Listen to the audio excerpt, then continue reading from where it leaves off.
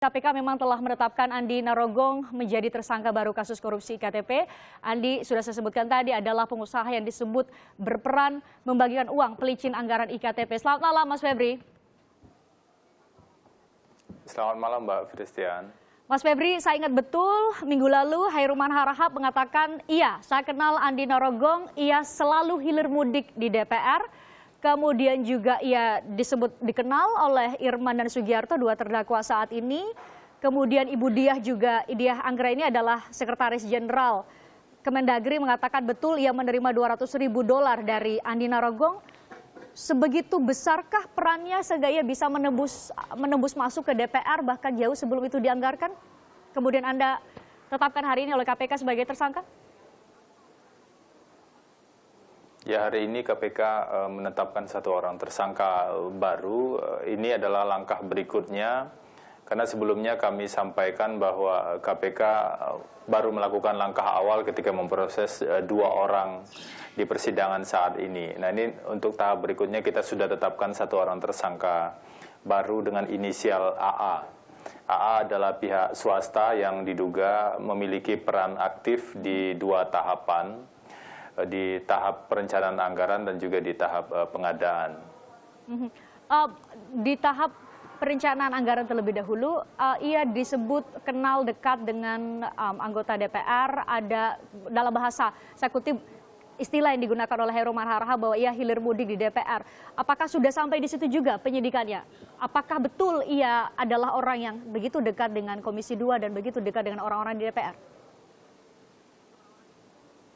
Jadi ada indikasi sejumlah pertemuan memang yang kita dalami dalam proses, mulai pada proses penyidikan dua orang tersangka sebelumnya, dan tentu saja nanti dalam proses penyidikan yang baru kami mulai minggu ini, untuk tersangka AA kita juga akan mendalami fakta-fakta dan informasi yang lain secara lebih mendalam. Selain itu, seperti yang pernah kami sampaikan bahwa KPK juga melakukan menyimak fakta-fakta persidangan di Pengadilan Tindak Pidana Korupsi dan kemudian kita cermati lebih lanjut, kita terus mengembangkan perkara ini. Nah, saat ini kita sudah melakukan pengembangan untuk satu orang tersangka baru. Mas Febri, pertanyaan saya begitu sederhana sebenarnya. Sebagai orang awam kita ingin tahu kenapa seorang Andi Narogong, pengusaha, kemudian bisa disebut hilir mudik, biasa ada di DPR. Sudahkah kemudian itu jadi bagian dari penyidikan? Ketika menetapkan sebagai tersangka kan ada bukti kuat bahwa betul ia kenal dengan orang-orang yang disebutkan atau diduga terkait dalam kasus ini, ia betul memberikan uang. Sudah adakah jawaban itu dari keterangan saksi atau alat bukti lain yang Anda gunakan untuk menetapkan ia sebagai tersangka? Penyidikan terhadap tersangka AA baru kita mulai minggu ini. Tentu kita akan melakukan pemeriksaan terhadap sejumlah saksi. Namun sebelumnya kita juga sudah memiliki sejumlah bukti. Dari proses persidangan juga bisa dilihat lebih lanjut bahwa dalam dakwaan dan kemudian proses pembuktian dan pemeriksaan saksi di dua kali persidangan terakhir ini. Tentu KPK memiliki bukti yang cukup untuk menetapkan seseorang sebagai tersangka. Saya ingin mengkonfirmasi Mas Febri, betul Andi Narogong dimintai keterangan yang dimasukkan ke dalam berita acara pemeriksaannya pada Januari 2017, betul?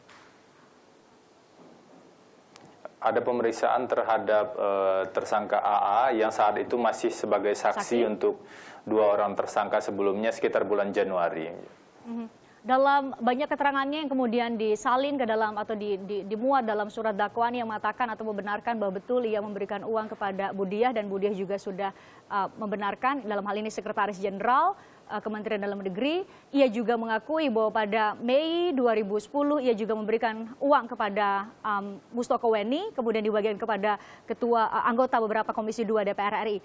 Artinya kan dia punya jalur ke Kementerian Dalam Negeri dan dia juga punya jalur ke Komisi 2 DPR RI setidaknya dan beberapa anggota Banggar. Ini juga tentunya didalami oleh KPK. Nanti kita simak saja proses persidangan. Kami sudah uraikan semua fakta-fakta utama di dakwaan terhadap dua orang. Nah, selain itu untuk proses penyidikan itu baru dimulai pada minggu ini. Jadi kami akan melakukan sejumlah pemeriksaan saksi-saksi. Termasuk penelusuran aliran dana? Tentu saja sejumlah informasi mulai dari proses penganggaran.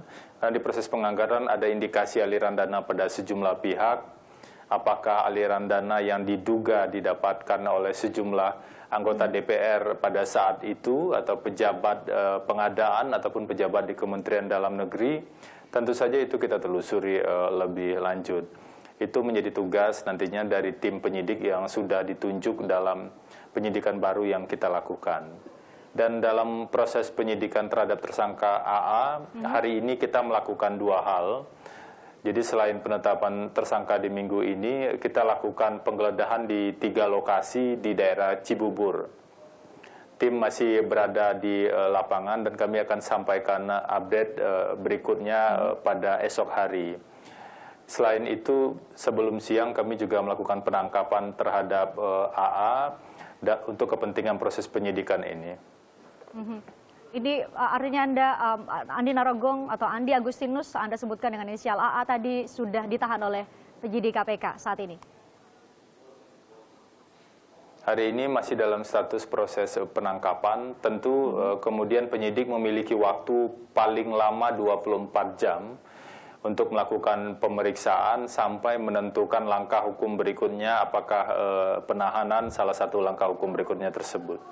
Mas Febri, saya bergeser sebentar dari Andi Narogong atau Andi Agustinus ke tadi. Ada Ibu Miriam Haryani yang dihadirkan sebagai saksi. Dan di muka persidangan, Mas Febri, ia mencabut keseluruhan isi dari berita acara pemeriksaan karena menurutnya disebutkan secara tegas tadi, dan saya yakin Anda simak juga di muka sidang yang menyatakan bahwa ia mendapat tekanan dari Novel Baswedan, Damanik, dan 1 penyidik KPK lain saat membuat surat atau berita acara pemeriksaan tersebut. Sejauh mana kebenarannya? Ya, tentu saja kita mengatakan bahwa KPK dalam melakukan proses pemeriksaan tidak melakukan tekanan apapun. Hal itu nanti bisa kita klarifikasi dan kita lihat bersama pada persidangan berikutnya. KPK akan menyampaikan video pemeriksaan persidangan. Jadi nanti kita bisa lihat di sana apakah memang ada tekanan-tekanan seperti yang dituduhkan oleh saksi atau tidak. Dan jika dibutuhkan juga akan dihadirkan penyidik untuk dilakukan pemeriksaan lebih lanjut.